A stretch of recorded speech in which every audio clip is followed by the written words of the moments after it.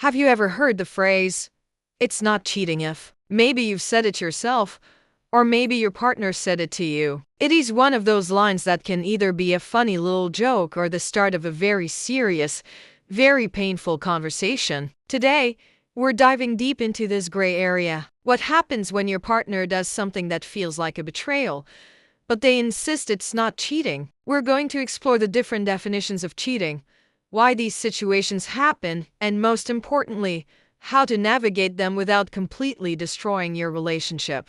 Let's start with a classic scenario. Imagine your partner has been spending a lot of time texting someone from work. It started innocently enough, just work stuff, but now it's late night messages, inside jokes you're not a part of, and a lot of deleted conversations. When you finally confront them, they say, "What's the big deal? We're just friends. We haven't done anything physical, so it's not cheating."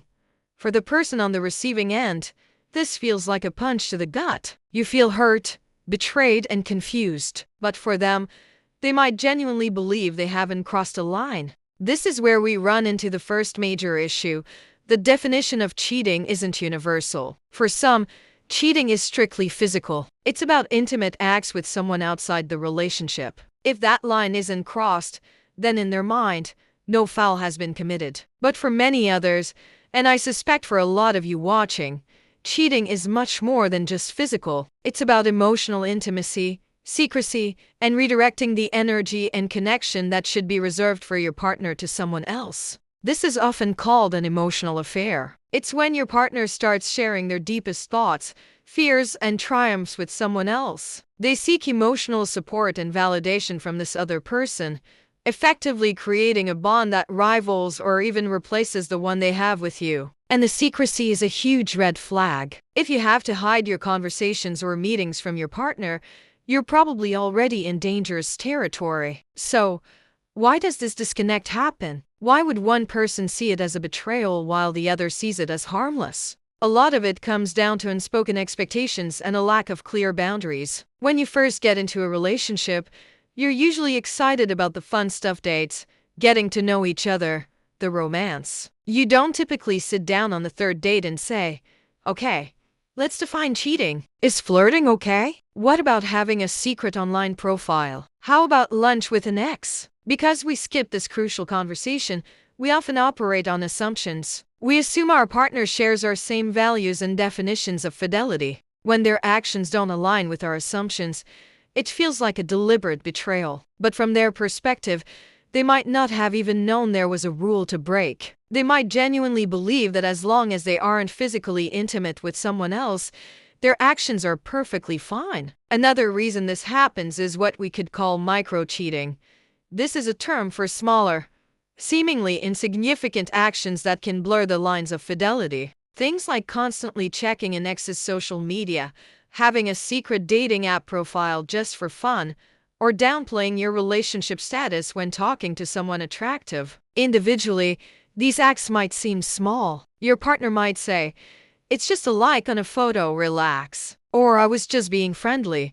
But these small acts can be incredibly corrosive. They are tiny betrayals that chip away at trust and security in a relationship. It's like a slow leak. One drop of water won't sink a ship, but a constant drip over time will. So what's the motivation behind these behaviors? Sometimes it's not malicious. The person might be feeling insecure, seeking validation, or feeling neglected in their own relationship. They might be looking for an ego boost or a little bit of excitement that they feel is missing. They're not necessarily looking to leave their partner or cause pain. They're trying to fill a void. But here is the problem. They are trying to fill that void in a way that is destructive to their primary relationship. Instead of turning towards their partner and saying, "Hey, I'm feeling disconnected from you," or "I need more attention," they turn outwards. This is a communication failure at its core. The defense, "It's not cheating," is often a way to deflect responsibility and avoid facing the real issue. It's a way of saying, "You're overreacting. The problem isn't my behavior. It's your perception of it." This can be incredibly frustrating and invalidating for the person who is hurt. It can make you question your own sanity. Are you being too jealous? Too controlling? This is a form of gaslighting, whether intentional or not. It shifts the blame and makes you feel like you're the one with the problem. So, how do you handle this? If you find yourself in a situation where your partner has done something that feels like cheating, but they deny it, what are your next steps? First, try to approach the conversation from a place of I feel rather than you did. Instead of starting with accusations like, you cheated on me, try saying, when I found out you were sending those messages, I felt hurt and betrayed. It made me feel like our connection isn't important to you.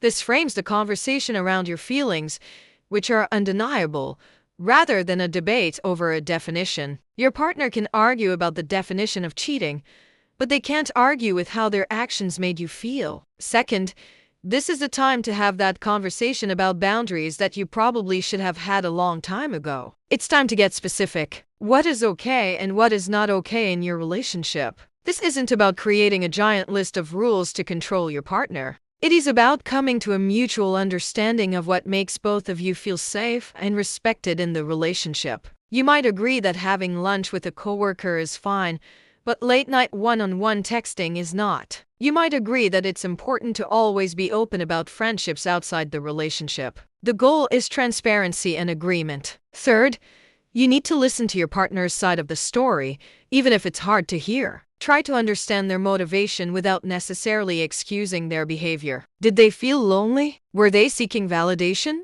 This isn't to say their actions were okay, but understanding the why can help you address the root problem in your relationship. Maybe there is a deeper issue of disconnection or dissatisfaction that you both need to work on. This can also be a moment to look at the health of the relationship as a whole. Is this a one-time incident?